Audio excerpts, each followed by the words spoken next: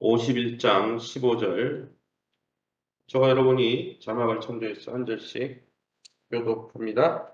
15절 말씀 제가 먼저 읽고 여러분이 17절 말씀 읽으시면 됩니다. 여호와께서 그의 능력으로 땅을 지으셨고 그의 지혜로 세계를 세우셨고 그의 명철로 하늘들을 펴셨으며 17절.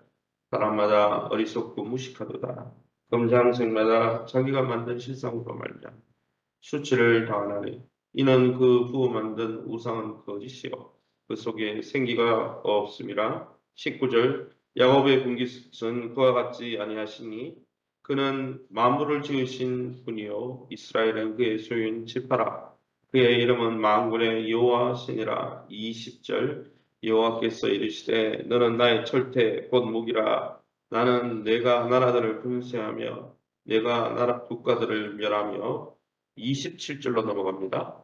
땅에 깃발을 세우며 나라들 가운데 나팔을 불어서 나라들을 동원시켜 그를 치며 아라락과 민니와 그나스 나라를 불러 모아 그를 치며 사무관을 세우고 그를 치되 극성스런 메뚜기 같이 그 말들을 몰아오게 하라. 아멘. 오늘은 예레미야 15장 51장 15절에서 32절 말씀 가지고 만물의 조성자 하나님이라는 제목으로 말씀을 함께 나누기 원합니다. 오늘 본문을 통해서 하나님은 살아계신 창조주이심을 드러내십니다. 다른 민족들이 섬기는 거짓되고 생명이 없는 사람, 금장색이 만든 우상하고는 비교가 될 수 없는 살아계신 분임을 오늘 본문을 통해 예레미야는 증거하고 있죠.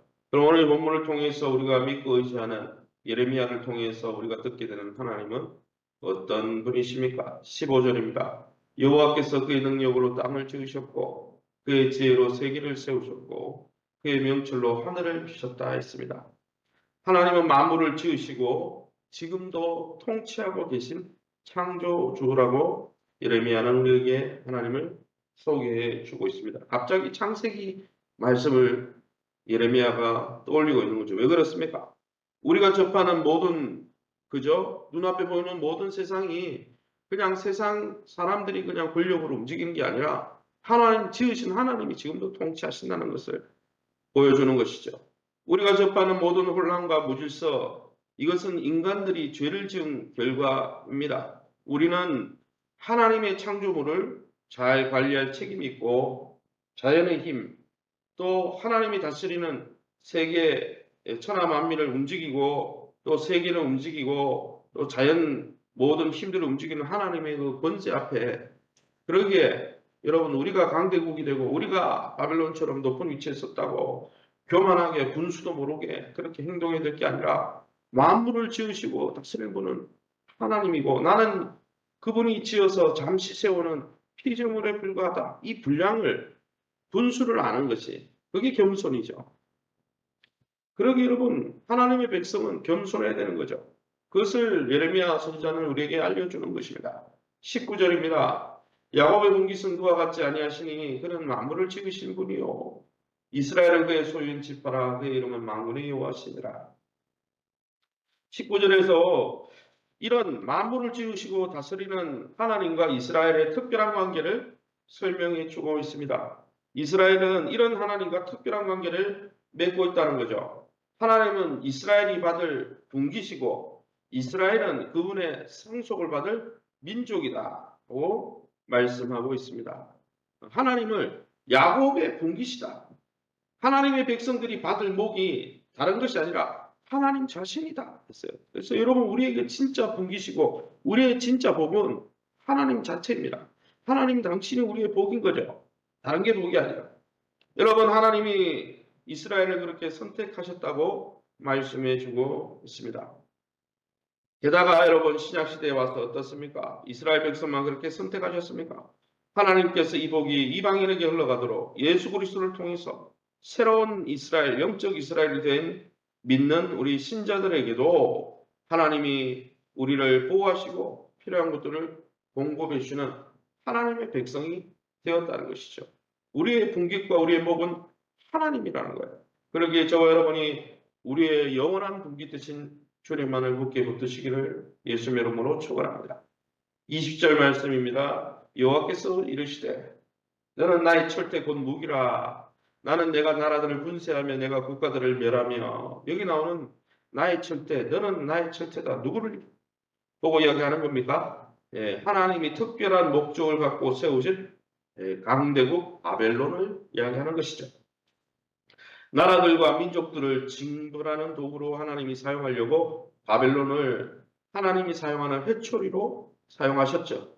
그러나 그런 하나님의 의도를 모르고 바벨론은 하나님이 높이자 하나님이 세계 열방을 그를 통해서 멸하자 어떤 마음이 들었어요. 느부갓네살이 다니엘서 2장에 보면 신상 꿈에 본 그 신상을 보고 또 신상을 자기가 세우죠. 자기가 하나님이다 라고 하죠.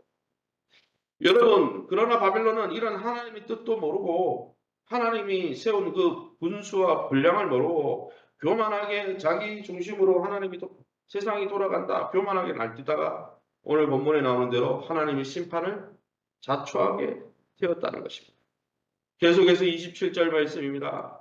27절에 땅이 깃발을 세우며 나라들 가운데 나팔을 불어서 나라들을 동원시켜 그를 치라. 그를 치는 것은 그라는 단어는 이 바벨론을 치라는 거예요. 아라랏과 믹니와 아스그나스 나라를 불러 모아 여러 나라를 모아 그를 치며 사무관을 세우고 그를 치라 그랬어요. 전에는 바벨론을 하나님께서 그 도구로 삼아 여러 나라와 민족들을 심판하시고 굴복시켰지만 남유다를 심판하시기 위해서 하나님 바벨론을 잠시 쓴 거죠. 그런데 이제는 역전이 되어서 열국을 모아서 하나님이 바벨론을 치신다는 거예요. 왜요? 그가 교만했기 때문에. 여러분, 국가 민족의 흥망성쇠가 그렇게 하나님의 손에 달려 있는 거예요. 대제국 아수르도, 대제국 여러분 바벨론도 다 하나님의 손에 있는 거예요. 대개 나라와 권세와 영광은 하나님의 손에 있는 것입니다.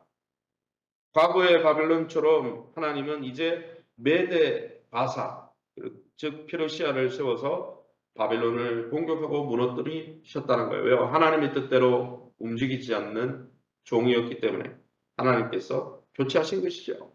그렇게 사랑하는 성도 여러분, 우리가 하나님 앞에 지음받은 피조물이고 물론 우리가 하나님과 특별한 관계를 맺는 사랑받는 피조물이지만 하나님의 백성이 되었지만 그럼에도 불구하고 우리가 하나님의 은혜의 손 아래 하나님과의 관계 속에서 이웃과의 관계 속에서 정말 퍼즐 한 조각처럼 작은 존재임을 깨닫고 하나님 앞에 또 사람들 앞에 겸손히 행하시기를 예수의 이름으로 축원합니다. 그럼 우리에게 주시는 이 본문을 통해 우리에게 주시는 교훈이 뭡니까? 17절입니다. 사람마다 어리석고 무식하도다. 금장색마다 자기가 만든 신상으로 말미암아 수치를 당하나니 이는 그 부어 만든 우상은 거짓이요 그 속에 생기가 없습니다. 바벨론이 왜 멸망당했다고 생각하십니까? 사람들은 어리석어서 하나님 알지 못합니다. 그리고 자기가 좀 높아지면 어떻게 됩니까? 자기의 필요를 따라 생명도 능력도 없는 우상 만들어 놓고 그 우상을 섬깁니다. 때로는 내가 우상이 될 때도 있죠. 세상의 권력과 또 쾌락과 또 뭡니까? 명예를 권력으로 우상으로 섬길 때도 있죠.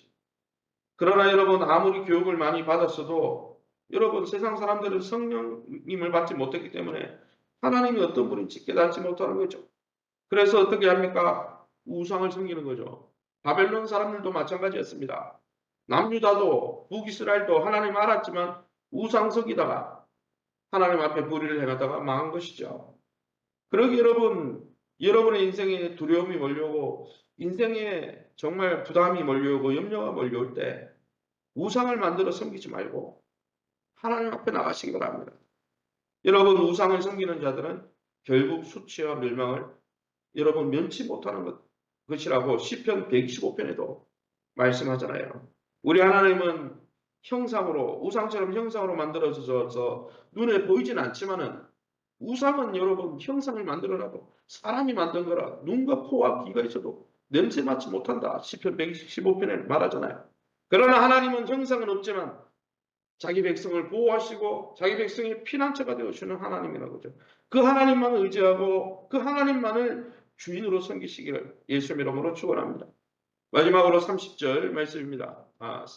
예, 마지막으로, 예, 29절, 예, 30절의 말씀입니다. 30절 보시기 바랍니다. 30절에 뭐라고 되어 있습니까? 제가 30절에 바벨론의 용사들은 싸움을 붙이고 그들의 요새에 머무르나 기력이 쇠하여 여인같이 되며 그들의 거처는 불타고 그문 밑장은 부러졌다 했습니다. 결국 어떻게 되었습니까? 적수가 없어 보였던 바벨론, 강대국 바벨론도 절망적인 모습으로 최후를 맞이합니다. 우상성기다가 하나님 앞에 교만이 정말 고개를 갔다가 하나님 심판당하죠. 싸움 한번 제대로 못하고 허무하게 무너지고 만다는 것을 29절에 32절 말씀이 보여주는 것입니다.